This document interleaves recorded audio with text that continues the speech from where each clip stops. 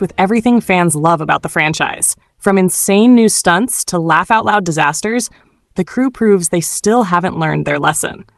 But this time, there's also a sense of nostalgia as the trailer looks back at some of the most iconic moments in Jackass history. The movie combines all new stunts with classic highlights from the past 25 years, creating what could be the ultimate celebration of the franchise. Johnny Knoxville, Steve-O, Chris Pontius, Wee Man, and the rest of the crew return for one last ride, pushing themselves to ridiculous new limits. One of the biggest surprises teased in the trailer is a bizarre robot named Larry, along with several outrageous challenges that already have fans talking online.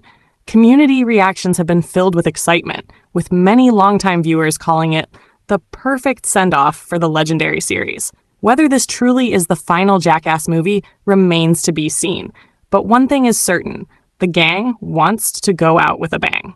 Are you ready for one last Jackass adventure? Let me know in the comments below, and don't forget to subscribe for more movie updates.